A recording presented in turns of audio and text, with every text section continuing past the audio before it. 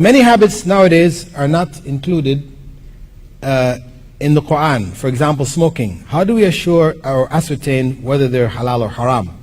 Well, from Islamic law, we have the principle of qiyas, that is analogy, analysis and giving rulings by way of analogy, which allows us to carry rulings from what Prophet Muhammad ﷺ has addressed to things that he has not. So, for example, smoking, and I guess this is an important point because, I think there's probably a lot of smokers out there in the audience. Muslims today tend to be some of the biggest smokers. Smoking has gone down in the West due to them being forced to put on the packets that it's dangerous to health, and many campaigns against smoking. So it has reduced, it has declined in the West, smoking. But in Muslim lands, it has risen tremendously. The fact of the matter is that the argument used by most people, it's makruh, disliked. This is an Islamic ruling, makruh, meaning disliked. Meaning, if you didn't do it, you would be rewarded by Allah. But if you did it, there's no sin on you. Now, this ruling of makruh was made about 500 years ago, when tobacco first came to the Muslim world. It came to the Ottoman Empire, right? And people started using it. In fact, it was the Ottomans who developed cigarettes. The paper cigarette, rolling it, the two Ottomans, Muslims, developed it. Didn't know that, did you? Because before that, people smoked in pipes. Yeah? At any rate, the scholars in Turkey and elsewhere had to analyze this and give a ruling on it. And their ruling was that it was makruh based on the effects that they could observe. They found that the main harm when a person smoked cigarettes is that it produced a bad breath. We know the smoker's breath. They have all kinds of things you can buy, sprays, etc. for people who smoke. Bad breath. So they looked back in the Sharia to see, in what was revealed law, to see what was the ruling on things which cause bad breath. And we know Prophet Muhammad ﷺ had said that whoever eats raw onion and garlic should not come to our masjids. Then they took the similar ruling to smoking, which caused the bad breath. Okay, similarly, makruh.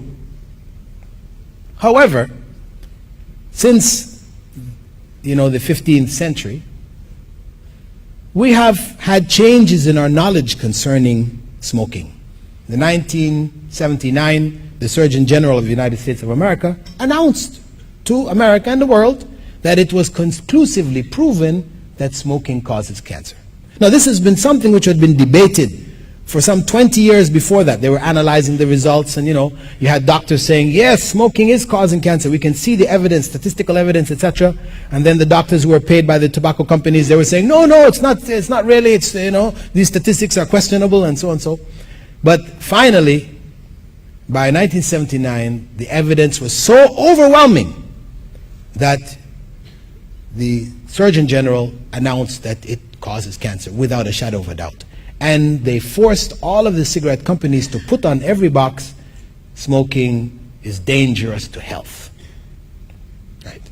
And believe that those cigarette companies didn't put it on the boxes, out of concern for the general health of the population. They're putting it because they were forced. And this is big business. America is only doing that because of the overall harm to the population. So, once we know now that smoking causes cancer, we have to look for a different ruling. Cancer, we know, causes death. People die from cancer. And there are hundreds of thousands dying every year from cancer caused by smoking. And the ruling in Islamic law in this regard is haram. Whatever will kill you is haram for you to take, knowing that it will kill you. To take poison, to drink it, Prophet Muhammad ﷺ said, whoever kills himself in this life will find himself killing himself in the same way perpetually in the hellfire. Suicide is haram, forbidden. And when a person takes cigarettes, is smoking, he is committing suicide, slowly but surely. Because it doesn't make any difference whether I take a small glass of poison and drink sips of it, and after 1 year I drop down dead, or I take the full glass and drink it right now and die. Both ways, it is suicide and forbidden. So the correct ruling on smoking today is that it is haram, forbidden. I know some people will come back with the argument. I got the T sign, I'll just close off the argument here. Some people come back saying, well, there are people who smoke and don't die. You know, yes, the oldest woman in China, she smokes a cigar every day and she's been doing it for the last 30, 40 years of her life. Yes, so it's like, see, you don't necessarily die. But you see, Islamic law, it governs the general. And common sense tells you, you must follow what is the general ruling concerning things. For example, there are people who have fallen out of airplanes 40 and 50,000 feet and have got up and walked away. This happens. So now what do? When you jump out of an airplane, you're going to not take a parachute with you saying, oh, there are people, you know, they've gotten up from it. I'll jump out the airplane without the parachute. Allah will protect me. No, this is nonsense. You take your parachute because you don't use the exception to judge the danger of a given situation. Similarly, those few people who don't die though they smoked all their lives, these are exceptions. Allah has left them as signs to us that ultimately life and death is in His hands. These are the signs. But we are required to follow the general circumstance, not the exception. Most people who smoke get cancer and die. The Marlboro man, remember the Marlboro man? Riding on his horse with his jeans and his cap, you know, rugged with that cigarette in his mouth.